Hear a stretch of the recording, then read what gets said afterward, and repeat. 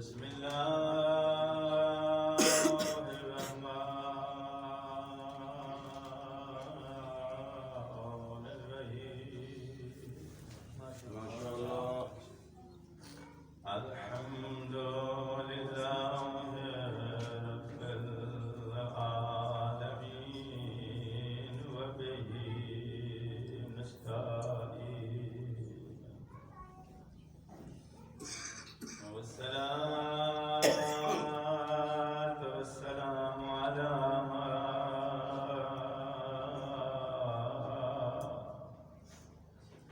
سيد الأنبياء والمرسلين أبي القاسم محمد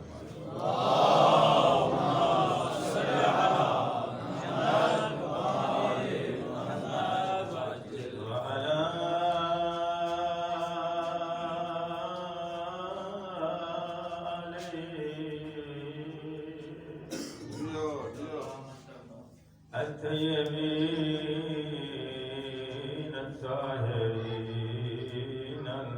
المعصومين ولعنة الله على أعدائهم ملعونين أجمعين رب اشرح لي صدري ويسر لي أمري واحلل عقدة من لساني يفقهوا قولي شرما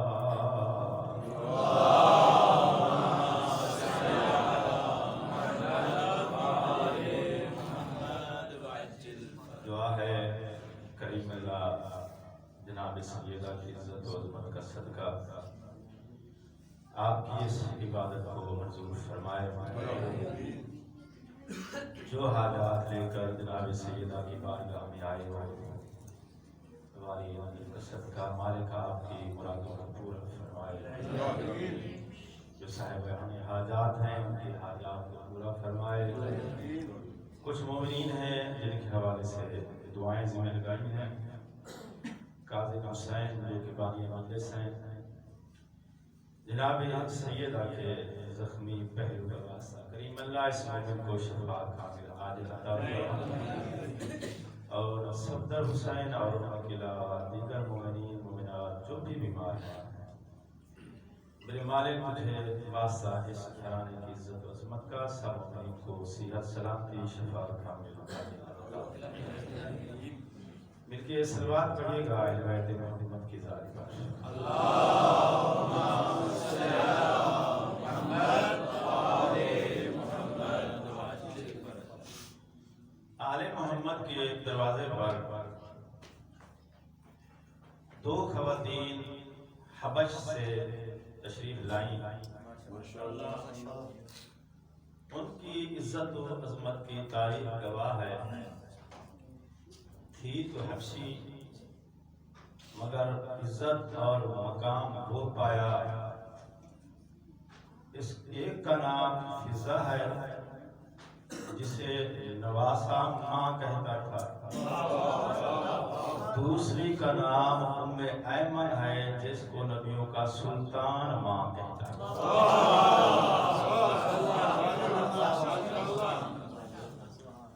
کائنات کو درس تہذیب دینے والا یہ گھرانہ جس نے انسانیت کو یہ شعور دیا ہے کہ اسلام میں عزت اور احترام امیری غریبی مالک اور نوکر ہونے پہ ڈیپینڈ نہیں کرتا کردار پہ ڈیپینڈ کرتا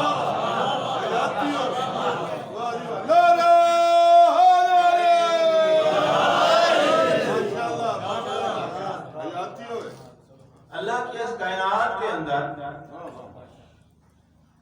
نبی پاک سے افضل کوئی انسان کوئی مخلوق نہیں ہے پوری کائنات میں اللہ کی اس دھرتی پر اس عالمین کے اندر سب سے افضل مخلوق اگر کوئی ہے تو میرا نبی ہے. تو کتنا عزت اور وقار محسوس ہوتا ہوگا بی بی ام ایمن کو جب میرے نبی یہ کہا کرتے ہوں گے میری ماں تجھے میرا سلام. اب کیا کریں، جو واقعات مومنین کو ذرا داد ملتی ہے تو وہ بیان کیے جاتے ہیں، جن واقعات میں داد ذرا کم ہے ان کو ممبر سے کم بیان کیا جاتا ہے. تو داد و تحسین کی لالچ نہیں ہے، پیغام دینا چاہتا ہوں. جناب عیسیٰ کی شان آپ نے ممبر سے علماء سے ذاکرین سے کئی بار سن رکھی ہے. میں چاہتا ہوں کہ چند جملے جناب ام ایمن کی شان کی آپ کو سنا اور دنیا کو یہ بتاتا چلوں جس کی کنیز کا یہ مقام ہو اس کی شہزادی فاطمہ کا مقام کیا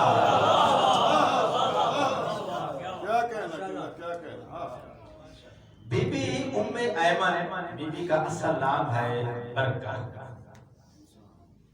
برکہ یعنی برکت، خیر برکت، برکہ نام ہے بی بی کا اصل. کنیت ام ایمن. بی بی کنیز ہیں، مملوکہ ہے جناب عبداللہ بن عبد المطلب کی، نبی پاک کے والد گرامی کی زر خرید کنیز ہے، مملوکہ ہے، ملکیت ہے. چونکہ نواب کے بیٹے تھے، شہزادے تھے، تو اپنی خدمت کے لیے الگ سے اسپیشلی ایک کنیز آپ نے خرید فرمایا. 22 سال کی عمر مبارک میں جناب عبداللہ نے بی بی آمنہ بنت وہب سے شادی کی اور تاریخ یہ کہتی ہے کہ چونکہ جناب رسالت مآب کے والد گرامی خاندانی طور پر ایک بہت بڑی عرب کی شخصیت، صاحب ثروت اور مالدار آدمی تھے اور تجارت کو پسند کرتے تھے. جناب عبد المطلب کی اولادوں میں سے جناب ابو طالب اور جناب عبداللہ یہ دو سگے بھائی ہیں مادری اور پتری لحاظ سے. بڑے عبداللہ ہیں، چھوٹے ابو طالب. ابو طالب تجارت کے لیے مکہ سے باہر نہیں جاتے تھے، لیکن آپ تجارت کے لیے مکہ سے باہر جاتے تھے. آپ کو شادی کیے ہوئے تقریباً صرف 2 ہفتے گزرے تھے. حالات ایسے بن گئے کہ قریش کے قافلے تجارتی سامان لے کر شام روانہ ہونے لگے. اس دور میں گروپ وائز سفر کیا جاتا تھا، کافروں کی صورت میں سفر کیا جاتا تھا. اکیلا انسان یا اکیلا کوئی تاجر سفر نہیں کر سکتا. تو اب حالات کو مینج کرتے ہوئے آپ نے کہا کہ اگر نہیں جاتا ہوں میرا سامان سفر رہ جائے گا، قافلے میرا انتظار نہیں کریں گے، چلے جائیں گے. تو آپ نے پھر اجازت لی بی بی سے، اپنی زوجہ محترمہ سے، اور شادی کے 2 ہفتے بعد آپ قافلے کے ساتھ سامان تجارت لے کر شام چلے گئے. توجہ ہے، تاریخی حقائق ہیں اور میں نے پہلے بھی عرض کیا ہے پیغام ہے اس میں، داد و تحسین اگرچہ نہیں ہے. تجارتی سامان لے کر حالات کو مد نظر رکھتے ہوئے آپ کو سفر کرنا پڑ گیا. اور شادی کو کتنا عرصہ ہوا ہے؟ صرف 2 ہفتے. سفر سے واپسی پر رہائش آپ کی کہاں ہے؟ مکہ میں. یہ ذہن میں رہے، یہ خاندان قریش کا اصل وطن مکہ ہے، مدینہ نہیں. مدینے نبی پاک ہجرت کر کے آئے تو اس کے بعد پھر قریش کا دوسرا وطن مدینہ. اصل وطن قریش کا مکہ ہے، چونکہ قریش نسل ہے اسماعیل کی. مکہ وہ شہر ہے جس کی بنیاد جناب اسماعیل نے رکھی. ٹھیک ہے، خاندان کی اصل رہائش اصل وطن مکہ ہے، لیکن جناب عبداللہ کی قبر مبارک مدینہ میں ہے. اور اس وقت موجودہ نقشے کے مطابق مسجد نبوی کے صحن میں ہے. ٹھیک ہے، وطن مکہ، دفن مدینہ، اور جس وقت مدینے دفن ہوا ہے اس وقت قریش مدینے ان کی کوئی رہائش کوئی ٹھکانہ وطن آہی نہیں، تو دفن کیسے ہوئے ہیں وہاں پہ؟ اب تاریخ یہ کہتی ہے کہ جب آپ اس سفر سے واپس مکہ آ رہے تھے، جب مدینے آپ کا قافلہ پہنچا تو آپ ایک روایت کے مطابق بیمار پڑ گئے، دوسری روایت کے مطابق عیسائیوں نے یا یہودیوں نے آپ کو زہر دیا، جس کے سبب آپ کی وفات ہو گئی گھر مدینے میں ہی، اور گھر پہنچنے سے پہلے آپ وہیں وفات پا گئے، جس کی وجہ سے آپ کی قبر مبارک وہاں مدینے میں بن گئی۔ قافلے والوں نے آپ کو دفن کیا شریعت ابراہیمی کے مطابق، چونکہ خاندان قریش کا نبی پاک کی بعثت سے پہلے دھرم مذہب ملت ابراہیم تھا۔ قافلے والوں نے دفن کیا، قافلہ چلا گیا مکہ۔ جناب عبد المطلب کو یہ خبر مل گئی کہ آپ کے بڑے بیٹے دوران سفر مسافرت میں غربت میں وفات پا گئے۔ بہت دکھ ہوا، بہت درد ہوا۔ ابھی صفحے عذاب بچھا کے آپ تعزیت میں مشغول تھے کہ اوپر سے ابرہہ نے، نام سن رکھا ہے آپ نے کہ نہیں؟ وہاں بیٹھے ہیں میرے ساتھ۔ ابرہہ نے ہاتھیوں کا لشکر لے کر خانہ کعبہ پر حملہ کر دیا۔ اب اس کو کیا تکلیف تھی خانہ کعبہ سے؟ خانہ کعبہ یہ کیوں گرانا چاہتا تھا؟ اگر گرانا چاہتا تھا تو پھر ہاتھیوں کا لشکر لے کر آنے کی اس کو کیا ضرورت تھی؟ اس دور میں جنگوں کے لیے گھوڑے استعمال ہوتے تھے، ہاتھی نہیں، تو یہ ہاتھی لے کر آیا۔ اس کی وجہ کیا تھی؟ وجہ یہ تھی کہ جنگ کے لیے تو یہ فوجیں لے کر آیا تھا، لیکن فوجوں کے ساتھ ساتھ ایکسٹرا 100 ہاتھی بھی لے کر آیا تھا، جن کو وہ بطور بلڈوزر استعمال کرنا چاہتا۔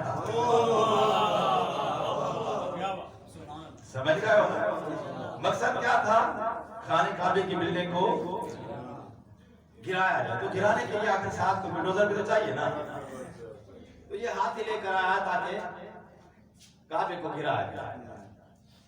اب سوال یہ پیدا ہوتا ہے کہ اس کو کیا احتیاط تھی کعبے کو گرانے کو، اسے کیا مقصد تھا، کیا تکلیف تھی؟ وجہ یہ تھی کہ یہ بڑا امیر، بڑا مالدار بادشاہ تھا، پیسے والا بندہ۔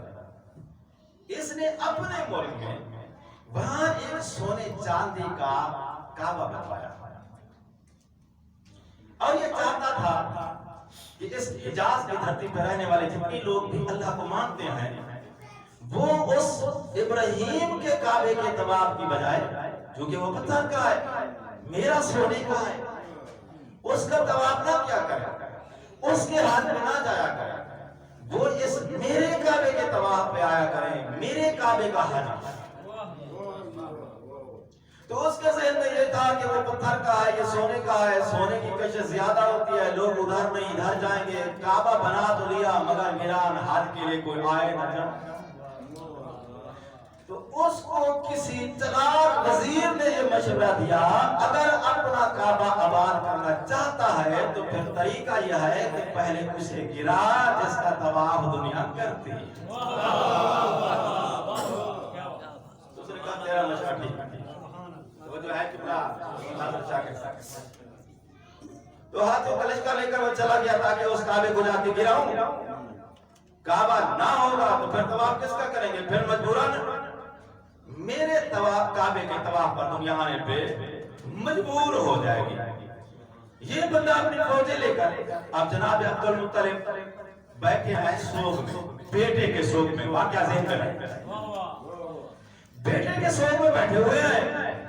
نوکر نے آ کے اطلاع دی جناب عبد المطلب کو کہ کوئی بادشاہ ہے جس کا لشکر ہاتھیوں پر سوار ہے، اس نے آتے ہی سب سے پہلے آپ کے اونٹ قبضے میں لے لیے ہیں۔ اچھا، آپ نے فرمایا چاہتا کیا ہے؟ نوکر نے کہا جی وہ چاہتا یہ ہے کہ کعبے کو گرا کے یہاں سے حج کا طواف کا نظام ختم کرے اور چاہتا یہ ہے کہ دنیا اس کے کعبے کا طواف کرے۔ آپ کو جب اس کے آنے کا ارادہ معلوم ہوا، آپ چل کے گئے اس بادشاہ کے پاس، آپ نے فرمایا دیکھ تو یہاں مکے میں آیا ہے کعبہ گرانے کے لیے اور قبضہ کر لیا ہے تو نے میرے اونٹوں پر۔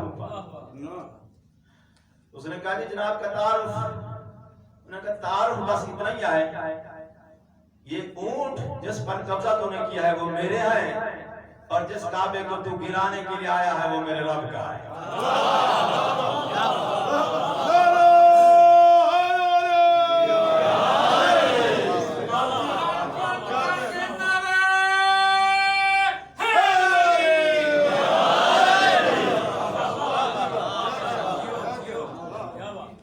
وہ میرے رب کا ہے۔ ابراہ نے کہا بھئی عجیب شخص ہے تو، اونٹ تیرے ہیں، کعبہ تیرے رب کا ہے، اپنے اونٹ چھڑوانے کے لیے تو آ گیا ہے، لیکن کعبہ بچانے کے لیے، کعبے کا دفاع کرنے کے لیے تجھے بالکل کوئی اس وقت نہ کوئی غصہ آیا ہے نہ تو نے کوئی ریاکشن دیا ہے۔ جناب عبد المطلب نے فرمایا دیکھ جس وقت تو نے میرے اونٹوں پر قبضہ کیا، میرا نوکر میرے اونٹوں کو چلا رہا تھا، نوکر میرا تیرے ساتھ اونٹوں کا دفاع میں لڑا نہیں، اس نے آ کر مالک کو بتایا ہے کہ اونٹوں کا دفاع کرنا ہے تو کھڑے ہو جاؤ، میرے تھے، میں اپنے اونٹوں کے دفاع کے لیے آیا ہوں، میں ہوں جس کا نوکر ٹیلی فون کر دیا ہے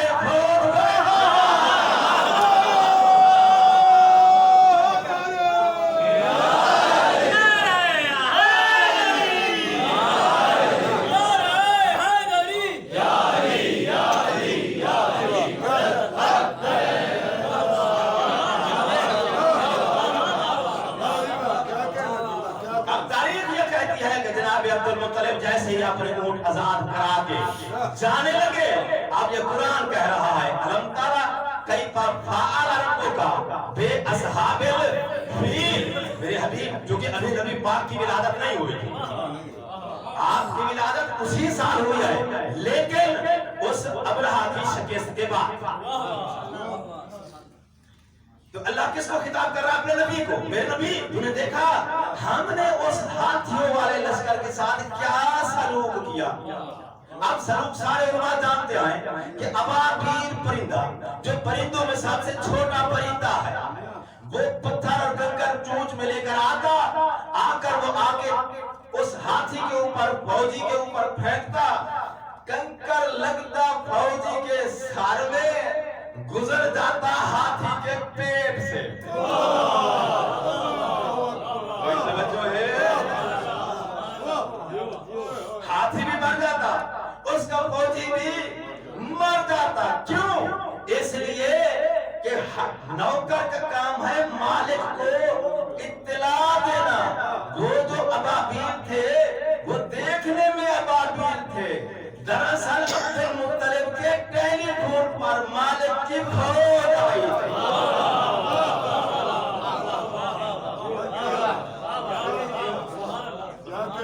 عام الفیل اسی حساب۔ جناب رسالت میں آپ کی ولادت با سعادت ہوئی ہے، آپ دنیا میں تشریف لے آئے، آپ کی آمد سے وہ غم جو آپ کے باپ جوان باپ کی وفات کا عبد المطلب کو تھا وہ غم تھم گیا۔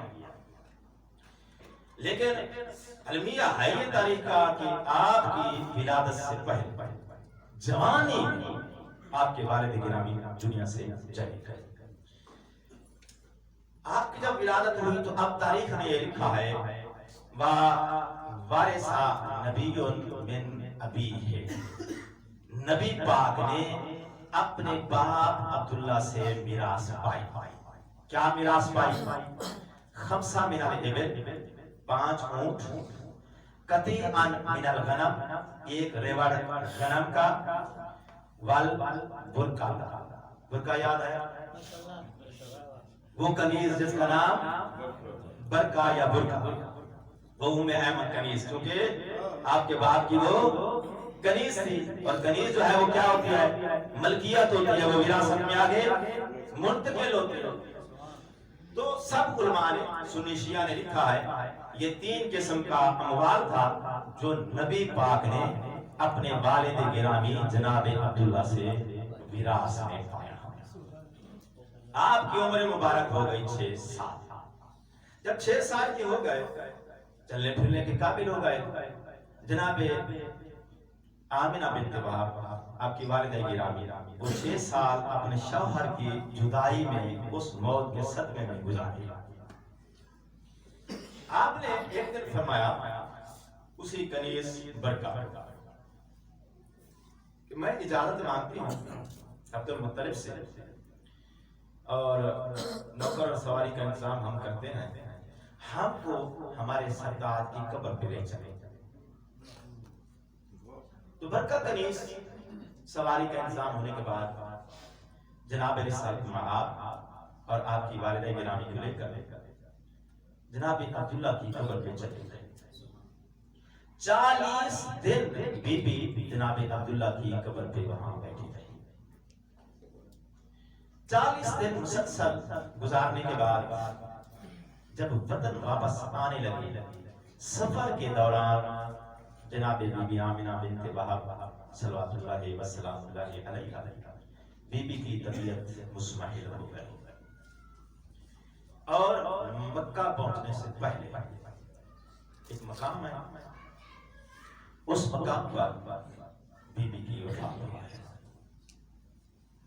اور اس دوران سفر میں وہ جو خادم تھا وہ پہنچا کے قافلہ چلا گیا۔ 40 دن صرف بی بی کے پاس صرف وہ کنیز ام ایمن جناب برکہ خاتون ساتھ تھا۔ واپسی پر سواری کی مہار اسی نے پکڑی ہوئی تھی۔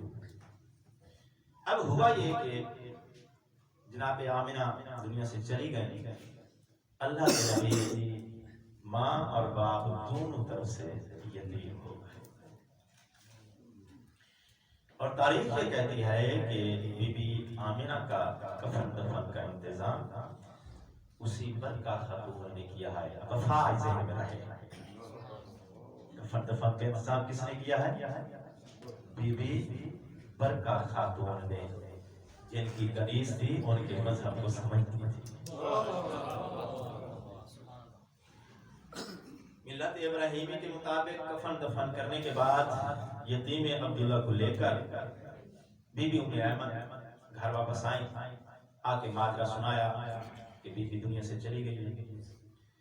جناب عبد المطلب نے اپنے پوتے سینے سے لگایا، 1 سال تک دادا دنیا میں زندہ رہا ہے، 7 سال کے ہوئے تو دادا دنیا سے چلے گئے۔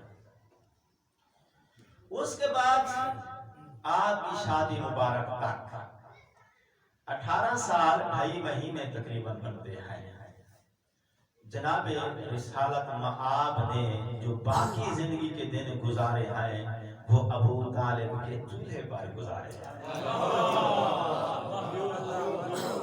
توجہ ہے؟ چولہے کا لفظ میں نے اس لیے بولا ہے کہ جناب ابو طالب کا گھر روزانہ آلو نہیں پکتے تھے، گوشت بھی پکتا تھا،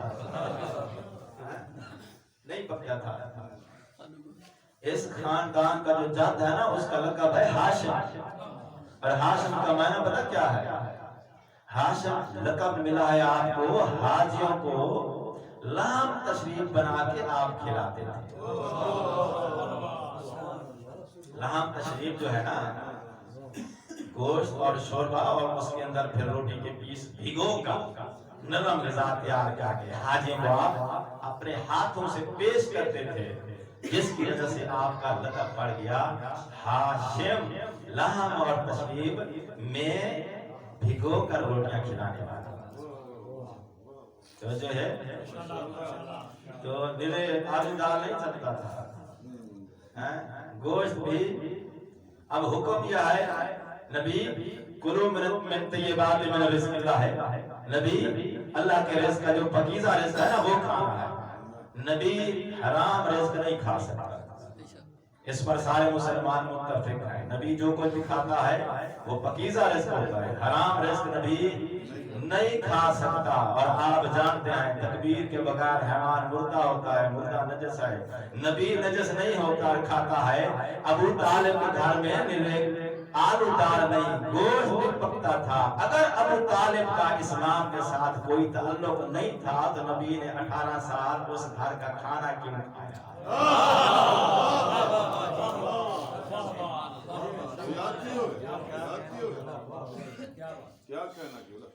بلاکر وہ دن آیا، جناب ابو طالب نے جناب خدیجہ الکبریٰ کے ساتھ اللہ کے نبی کا عقد کر دیا ہے۔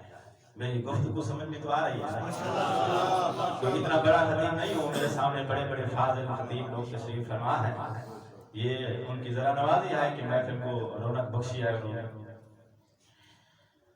بلاکر شادی ہو گئی اللہ کے نبی کی، تو آپ ابو طالب کے گھر سے اس محل میں چلے گئے جو محل بی بی خدیجہ الکبریٰ کا تھا۔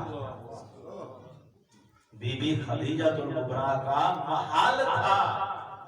اس وقت عرب کی دھرتی پر بی بی خدیجہ الکبریٰ سے کوئی بڑا مالدار انسان تھا ہی نہیں۔ اتنی بڑی دولت کے مالک شہزادے، تو بی بی کے گھر میں منتقل ہو گئے۔ وہ برکہ کنیز اس بی بی نے کہا میرے آقا و سرکار آپ کی شادی ہو گئی ہے، آپ اپنے گھر جا رہے ہیں، میرا جی چاہتا ہے کہ میری خدمت کا سلسلہ قائم ہے۔ اللہ کے نبی نے فرمایا کہ جیسے آپ کو پسند لگے، ہمارے گھرانے کے دروازے تیرے لیے کھلے ہوئے ہیں، لیکن ہم چاہتے یہ ہیں، اب سفر دیکھو، وفا دیکھو بی بی ام ایمن کی، بی بی برکہ کی۔ اللہ کے نبی نے فرمایا کہ ہم چاہتے یہ ہیں کہ تم شادی کرو۔ بی بی نے کہا کہ جیسے آپ کا حکم ہو، لیکن رہیں گے آپ کی کنیزیں تاکہ آپ کی خدمت سے ہم محروم نہ ہو۔ تو اللہ کے نبی کے حکم کے مطابق ایک صحابی تھا جس کا نام تاریخ نے لکھا ہے عبید ابن حارث، اس کے ساتھ اللہ کے نبی نے بی بی کا عقد کیا ہے، اور اس شوہر سے بی بی کو اللہ نے ایک بیٹا عطا کیا جس کا نام ہے ایمن۔ پہلے تھی برکہ، اب بنیاد ہو گئی ام ایمن۔ وقت گزرتا رہا، خدمت کا سلسلہ چلتا رہا۔ تاریخ یہ کہتی ہے کہ مکہ کے لوگوں نے ابو طالب کو بلا کے یہ کہا کہ اپنے بیٹے کو یا تو ہمارے حوالے کر دو یا پھر مکہ چھوڑ دو، دو میں سے ایک آپشن تجھے چننا ہے، یا بھتیجے کو ہمارے حوالے کرو، ہم قتل کرنا چاہتے ہیں، یا یہ ہے کہ تم مکہ چھوڑ دو۔ جناب ابو طالب نے فرمایا یہ تو نہیں ہو سکتا کہ میں اپنا بھتیجا تمہارے حوالے کر دوں، لیکن تمہارا دوسرا آپشن مجھے منظور ہے۔ اور تاریخ میں اس کو مقاطعہ لکھا ہے، اپنی زبان میں اس کا ٹرانسلیٹ ترجمہ کرو تو کیا بنتا ہے؟ سوشل بائیکاٹ، کہ ابو طالب کے ساتھ نہ کوئی خرید و فروخت کرے، نہ اس کو کھانے پینے کا کوئی سامان بیچے، نہ اس کے ساتھ کوئی سلام کلام کرے، نہ اس کو کوئی اپنے گھر آنے دے، نہ اس کے گھر کوئی جائے۔ بائیکاٹ مکمل، اس کو اقتصادی پابندی بھی آپ کہہ سکتے ہیں، بائیکاٹ کہہ سکتے ہیں۔ جس دوران یہ بائیکاٹ کیا ہے نا اہل مکہ نے جناب ابو طالب کے ساتھ، آپ کے جناب ابو طالب نے اپنے سید و سردار بھتیجے کے ساتھ مشورہ کیا ہے، میرے سردار صاحب کیا کیا ہے؟ آپ نے فرمایا پھر جیسے آپ نے کہا ہے کہ ہم مکہ چھوڑ دیں گے، چچا میں بھی آپ کے ساتھ ہوں۔ اچھا میرے بھتیجے تو آپ کے یہ ماننے والے، آپ کے یہ حکمران، یہ کلمہ پڑھنے والے، یہ کدھر جائیں گے؟ فرمایا ان سے ہم کہتے ہیں کہ تمہارے جن کے رشتہ دار ادھر ہیں ان کو کوئی خطرہ نہیں برائے جائے، جن کے ادھر کوئی رشتہ دار نہیں ہے یا جن کا ہمارے ساتھ قریبی رشتہ ہے وہ ہجرت کر کے دائیں بائیں کسی اور شہر میں چلے جائیں۔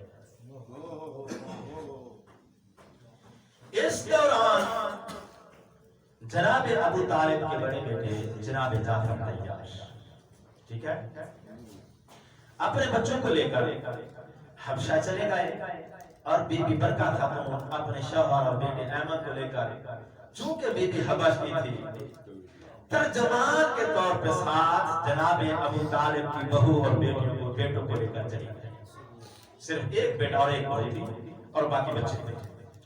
11 لوگ تھے تقریباً یہ، جن کو لے کر بی بی برکہ خاتون حبش اپنے وطن چلی گئی۔ ادھر سے محاصرہ ہو گیا، بائیکاٹ ہو گیا۔ جب بائیکاٹ ہو گیا تو مولا علی علیہ السلام، جناب عقیل اور جناب طالب، تین یہ بھائی ہیں، خاندان کے باقی کچھ لوگ ہیں، رسالت مآب جناب بی بی خدیجہ الکبریٰ اور جناب سیدۃ النساء العالمین، جن کے ذکر میں، جن کی یاد میں آج آپ لوگ یہاں جمع ہو کے بیٹھے ہوئے۔ اس وقت بی بی کی عمر مبارک فقط 1 سال تھی۔ بائیکاٹ کے وقت بی بی کی عمر مبارک کتنی ہے؟ اپنی مادر گرامی کا اس وقت دودھ پیتی ہے، ٹھیک ہے؟ سوشل بائیکاٹ ہو گیا ہے اور یہ لوگ جو ہیں تقریباً 10-11 لوگ جو ہیں ایک غار میں چلے گئے، جس غار کا نام ہے شیب ابی طالب۔ اس غار کے اندر تقریباً 3 سال تک جناب ابو طالب محصور رہے۔ وہ غار ایک اوپن جیل کی طرح تھی۔ اس اوپن جیل کی طرح جو غار ہے، اس غار کے اندر اللہ کے نبی کی حفاظت کی خاطر، خطر سے بچانے کے لیے ابو طالب اپنے بچوں کو لے کر اس غار میں چلے گئے۔ 3 سال تقریباً وہاں گزارے ہیں اور حالت کیا ہے کہ کوئی ان سے سلام نہ کرے، کلام نہ کرے، کھانے پینے کا سامان کوئی نہ بیچے، کسی کے دروازے پر نہ یہ آئے، نہ کوئی ان کے پاس جا سکتا ہے۔ جاسوس بٹھا دیے گئے تاکہ کوئی بندہ چوری چھپے، کوئی کھانے پینے کی چیزیں کو نہ۔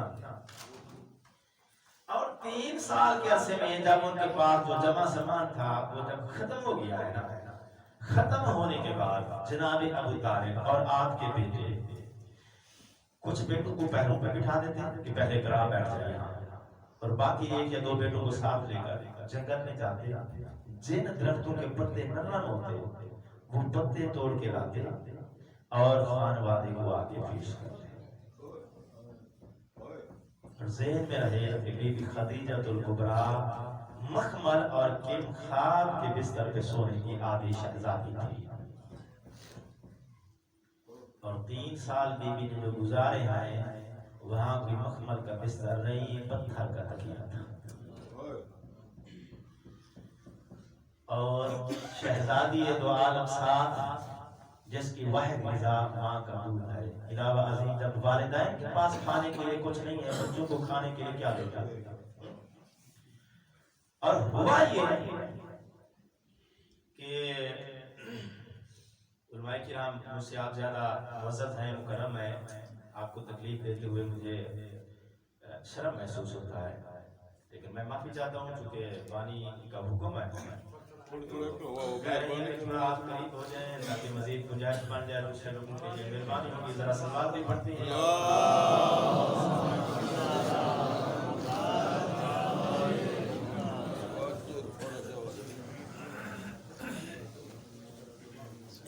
ایک بار کسی زحمت فرمائے سلوات پڑھنے کا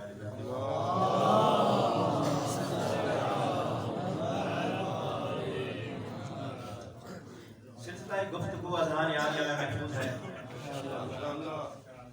3 سال مسلسل درختوں کے پتے اور یہ غذا کن کی ہے جو کائنات کے مالک ہے۔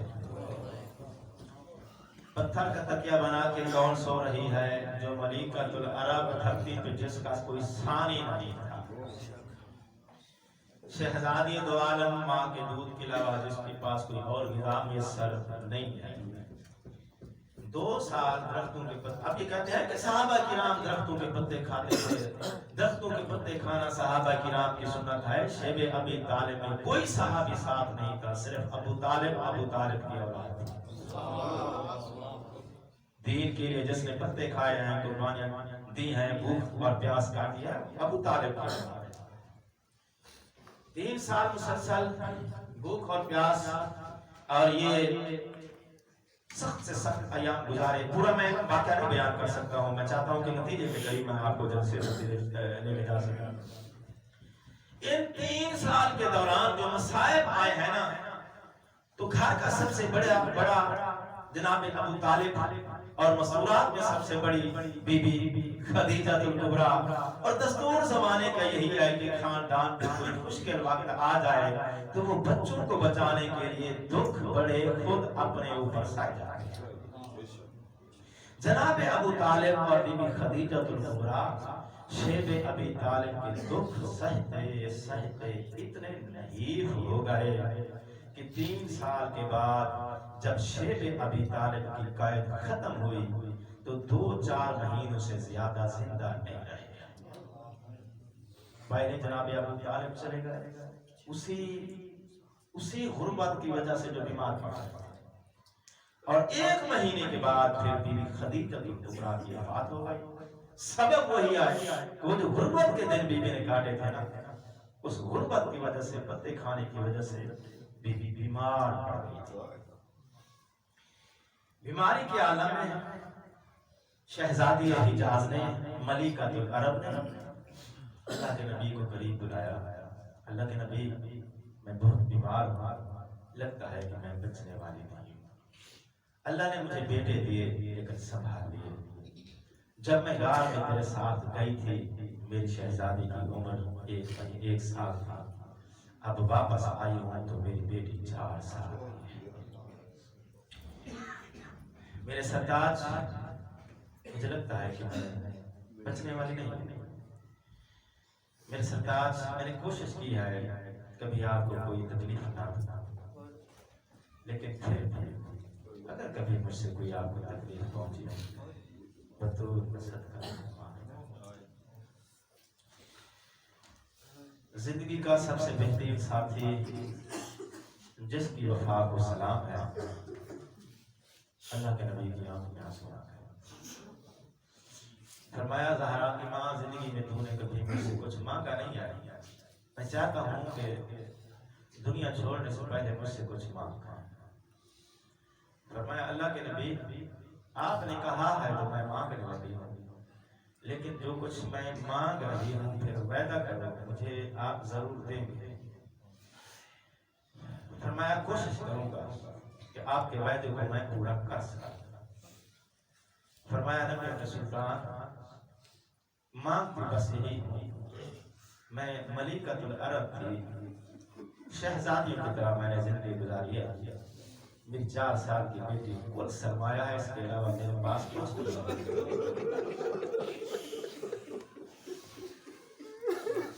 اللہ نے مجھے جو کچھ دیا میں نے سب کو تیرے اسلام پر قربان کر دیا. بس یہی کچھ مانگتی ہوں، میری جانے کے بعد میرے زہرا کو کوئی مارے.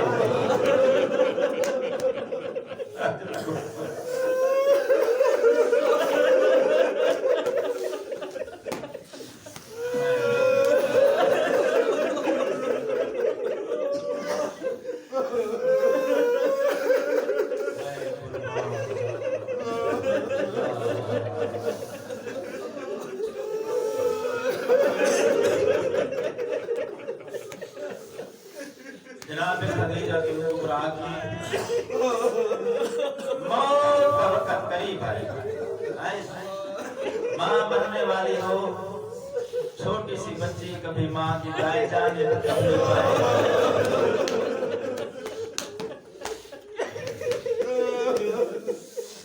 بی بی کی وصیت سننے کے بعد تاریخ یہ کہتی ہے بکا بکا عن عالیہ، نبی نے بلند آواز سے گریا شروع کیا. ناچار پورا اللہ کے نبی کا رخ کمرے کی دیوار کی طرف مڑ گیا. نبی پاک کو روتا ہوا دیکھ کر جناب خدیجہ الکبریٰ برداشت نہیں کر سکی. اللہ کے نبی کا شانہ ہلایا، شانہ ہلانے کے بعد فرمایا میرے سرتاج میں نے کوئی زیادہ مشکل چیز تو نہیں مانگی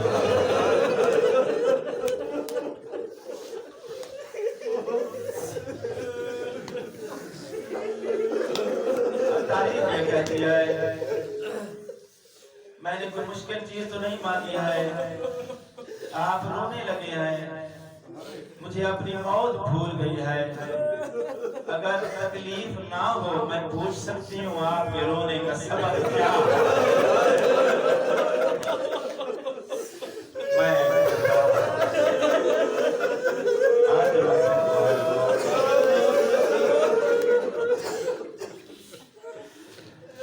جب بی بی نے فرمایا نا اگر تکلیف محسوس نہ ہو تو مہربانی ہوگی مجھے بتائیں آپ کے رونے کا سبب کیا ہے اللہ کے نبی نے بی بی کے چہرے پر اپنا دست نبوت پھیرا ہے جب دست نبوت پھیرا ہے تو فرمایا دیکھ کوئی منظر نظر آیا ہے آپ کو ہاں میرے سرتاج میں ایک منظر دیکھ رہے فرمایا زہرا کی ماں کیا منظر دیکھا فرمایا میرے سرتاج منظر یہ ہے کسی بادشاہ کا دربار لگتا ہے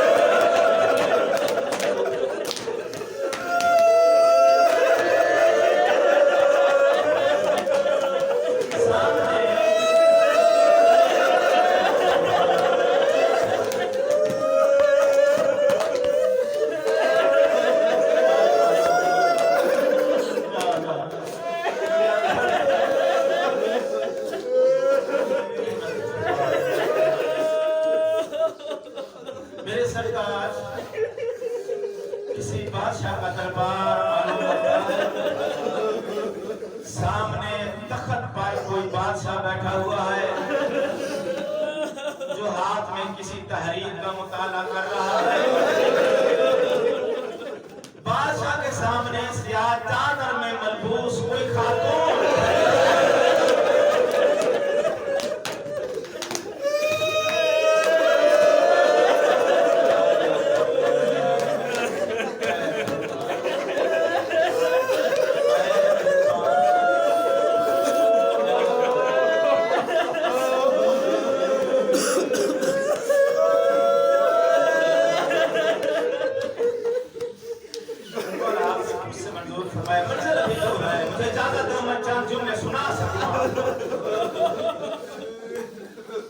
فرمایا زہرا کی ماں کوشش کر پہچان یہ کون مسئول ہے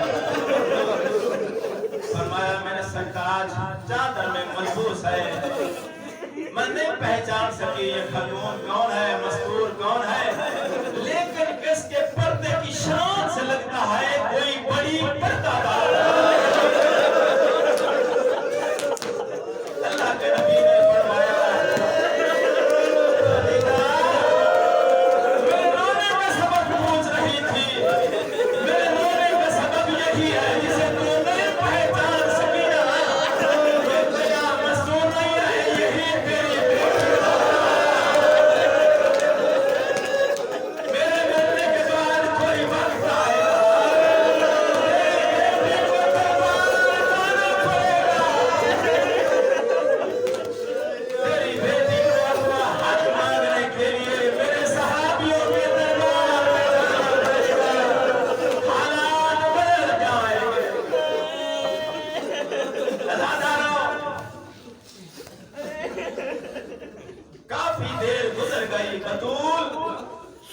مسلمانوں کے اسی دربار میں کھڑی رہی جس دربار میں مسلمانوں کے سامنے جب بطول آتی استقبال کے لیے بابا کھڑے ہو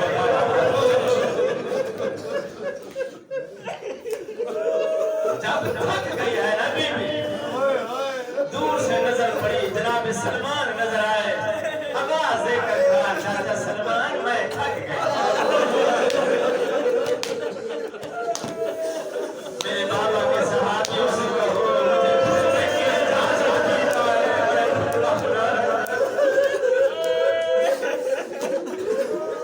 اجازت میری ہے نبی زادی نے خطبے کا آغاز کیا ہے حمد و ثنا کے بعد خطبہ مکمل کیا خطبہ مکمل کرنے کے بعد فرمایا میں کوئی خیرات مانگنے نہیں آئی ہوں اپنے بابے کا حق مانگنے آئی ہوں تخت نشین نے آواز دے کر کہا کوئی ثبوت بی بی نے اپنے بابے کی لکھی ہوئی تحریر پیش کی تحریر پڑھنے کے بعد یہ کہتا ہے لا نعرف ولا نورث ما تركناه سكنا بی بی شاید تجھے معلوم نہیں ہے تیرے بابے کا فرمان ہے کہ ہم انبیاء نہ ورثہ پاتے ہیں نہ ورثہ چھوڑتے ہیں نہ ہم انبیاء لوگ اپنے باپ دادا سے میراث لیتے ہیں نہ آگے اپنے بچوں کے لیے میراث چھوڑ کے جاتے ہیں ہمارا چھوڑا ہوا مال صدقہ ہوتا ہے نہ میراث لیتے ہیں نہ میراث دیتے ہیں اگر کسی کو یاد ہے وہ منظر میں وفا کا ایک جملہ کہنا چاہتا ہوں بی بی ام ایمن کا جس وقت اس نے کہا نا کہ ہم انبیاء کی کوئی میراث نہیں ہوتی نہ ہم اپنے آبا اور اجداد سے میراث ورثہ لیتے ہیں نہ اپنے بچوں کے لیے کوئی میراث چھوڑ کے جاتے ہیں پہلو میں ام ایمن کھڑی تھی 12 حجت خدا کی حجت نے مسلمانوں کے دربار میں وہ حجت قائم کی ہے قیامت تک تاغوت کو مقہور کر کے رکھ دیا ہے بی بی نے جس وقت تخت نشین نے کہا نا کہ ہم انبیاء نہ ورثہ لیتے ہیں نہ آگے ورثہ چھوڑ کے جاتے ہیں پہلو میں بی بی ام ایمن کھڑی تھی بی بی نے اشارہ سے کہا ام ایمن اب تیری باری ہے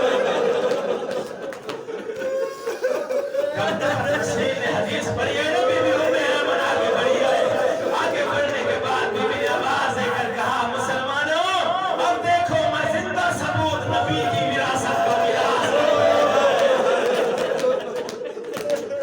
میں عبداللہ کی کلید ہوں اللہ نے مجھے اتنی لمبی زندگی عطا کی ہے میں نے عبد المطلب کی زیارت کی ہے میں نے اپنے ہاتھوں سے عبداللہ کی خدمت کی ہے میں نے نبیوں کے سلطان کو اٹھا کے اپنے گود میں بالا ہے میں میراث زندہ ثبوت ہوں اللہ کے نبی نے اپنے باپ سے مجھے میراث میں لیا بھی ہے اپنی بیٹی زہرا کو میراث میں مجھے لیا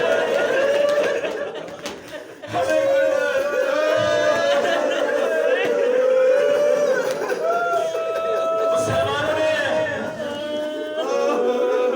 نبی کی بیٹی کو مجبور کر دیا ایک ایک کر کے تمام ثبوت تمام گواہ بی بی کے ٹھکرا دیا ہے جب تمام ثبوت ٹھکرا دیا ہے نا نوبت آ گئی قسم ازادارو میں مسلمان ہوں مسلمانوں کے شہر میں رہتا ہوں میں نے دیکھا ہے ہمارے مسلمان معاشرے کا دستور یہ ہے اگر کسی کو کٹ پنچایت میں قسم دینا پڑ جائے نا تو اسے قسم دینے کے لیے یا قبرستان میں لے جاتے ہیں یا مسجد میں لے جاتے ہیں پھر وضو کرانے کے بعد سر پہ قرآن رکھ کے قسم لے جاتے ہیں یہ طریقہ کار ہے مسلمانوں کا قبرستان میں لے جاتے ہیں چونکہ وہ عبادت کا مقام ہے مسجد میں لے جاتے ہیں چونکہ وہ عبادت گاہ ہے اور کوئی بھی مسلمان عبادت کے مقام پر یا عبادت گاہ کے اندر کھڑا ہو کر جھوٹ اگر بے فرض وہ جھوٹی قسم کھا بھی جائے تو لوگ کہتے ہیں اب اس نے قرآن اٹھا لیا ہے چھوڑ دیا قرآن کے نام پہ چھوڑ دیا جائے ازادار اور رونے کی بات نہیں ہے مسجد کے اندر نبی کی بیٹی کھڑی تھی مسجد کے اندر ایک طرف قرآن مجید تھا دوسری جانب نبی پاک کی قبر تھی درمیان میں کھڑی تھی انبیاء کی غیرت جس وقت مسلمانوں نے نبی کی بیٹی کے تمام گواہ تمام ثبوت ایک ایک کر کے ٹھکرا دیا ہے نا نبی کی بیٹی مجبور ہو گئی ہے آواز دے کر بی بی نے کہا ہے کہ شریعت نے سچے کو مجبوری بن جائے اپنی صداقت کو پروف کرنے کے لیے اجازت دی ہے قسم کھا سکتا ہے کوئی اپنی شرافت کو اپنی صداقت کو ثابت کرنے کے لیے خدا اور رسول کی قسم کھاتا ہے کوئی قرآن و ایمان کی قسم کھاتا ہے لیکن ایک ماں کے لیے بہت بڑھ کر ہوتی ہے بچوں کے سائے کی قسم بی بی نے چادر سے ہاتھ نکال کر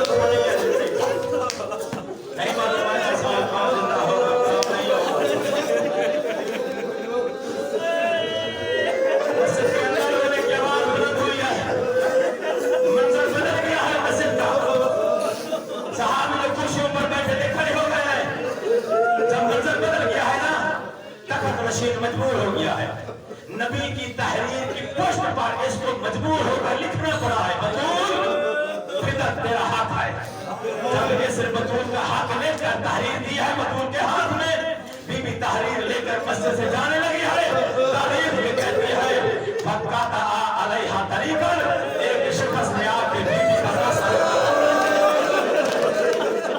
راستہ روکنے کے بعد اس نے کہا ہے کہ تحریر واپس کی جائے جب اس نے تحریر واپس کرنے کا مطالبہ کیا ہے نا بی بی نے تحریر دینے سے انکار کیا ہے جب بی بی نے تحریر دینے سے انکار کیا ہے نا آزادارو معاف کرنا اب میں صرف اشارہ کر سکتا ہوں میرے پہلو میں گوشت پوش کا دل ہے برداشت نہیں کر سکو گے تاریخ یہ کہتی ہے کہ جب بی بی نے انکار کیا ہے نا اس نے ہوا میں کوئی چیز بلند کیا ہے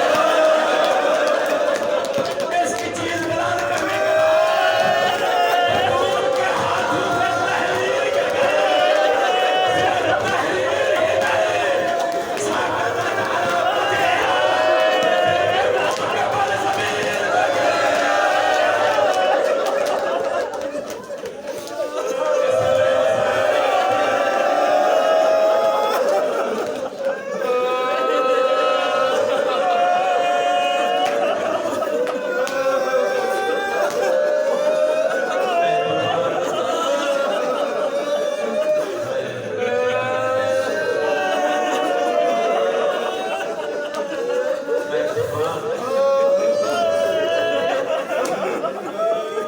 حسن و حسین ماں کو سہارا دے کر پڑھنا سہارا دے کر ماں کو گھر میں واپس لے آیا ہے اپنے بابا کے بعد کل 75 دن یا 90 دن یہ دو مشہور روایات 90 دن والی روایت کے مطابق آج 90 دن پورے ہو گئے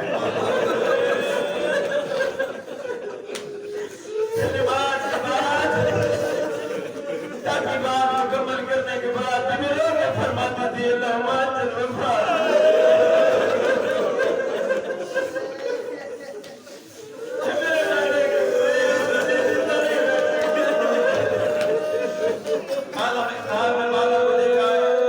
فرمایا میری شہزادی اب آپ قریب تو میرے پاس آنے والی ہو تمہارا سفر مکمل ہو چکا ہے علی امام گھر واپس آئے ہیں بی بی نے فرمایا یا علی مجھے خواب میں بابے کی زیارت نصیب ہوئی ہے مجھے لگتا ہے کہ آپ میرے پاس وقت زیادہ نہیں آئے یا علی میری کچھ وصیات ہیں میری وصیات سن پاک بطول نے وصیات بیان کرنا شروع کیا ہے پہلوں میں علی ماں بیٹھے ہیں بطول نے وصیات کو بیان کرنا شروع کیا فرمایا یا علی میرے بچے بڑے من امت کے ساتھ بڑے لاڈ ناز جبریل جب پروں پہ سونے پہ آتے ان کو کیا معلوم یتیمی کیا ہوتا میرے آقا میرے بچوں کا خاص خیال رکھنا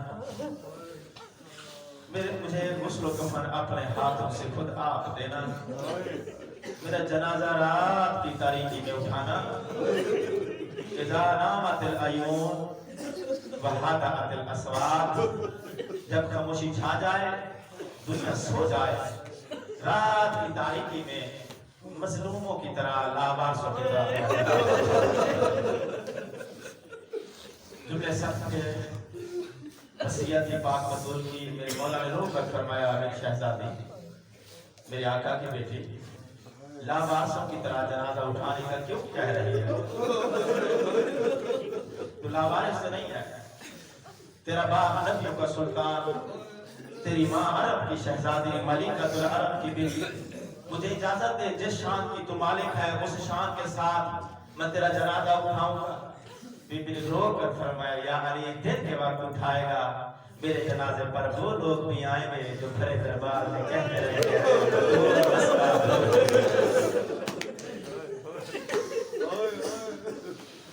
یا علی حسرت لے کے جا رہے ہو دل میں بس ایک ارمان رہ گیا ہے یا علی ارمان یہی ہے تجھے بابے کے منبر پر بیٹھا ہوا ہے ارمان لے کے جا رہی ہوں وصیت کرتے کرتے ایک دم پاک بطول نے اپنے دونوں ہاتھ بڑھا کے علی امام کے قدموں پہ لگا کے فرمایا سردار میں بیمار ہوں ہو سکتا ہے خدمت میں کمی رہ گئی ہو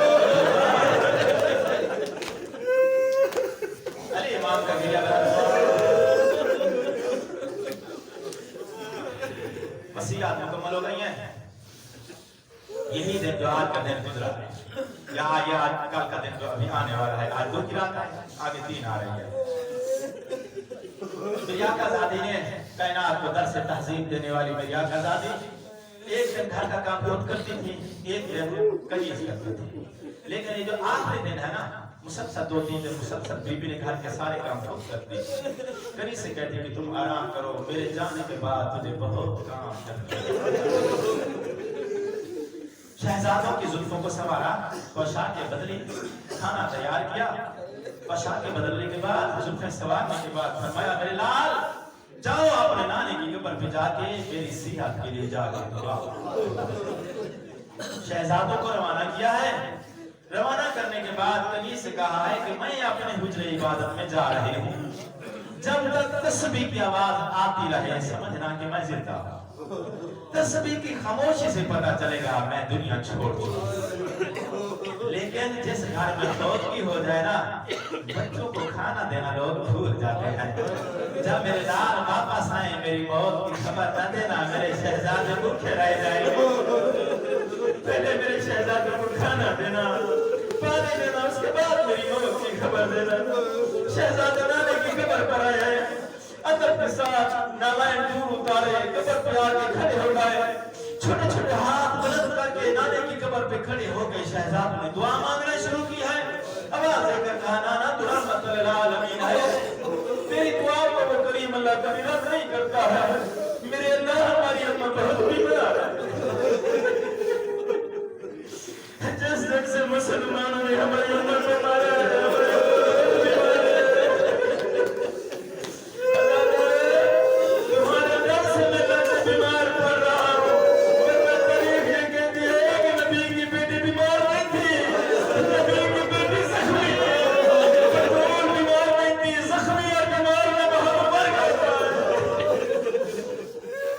شہزادوں کی دعا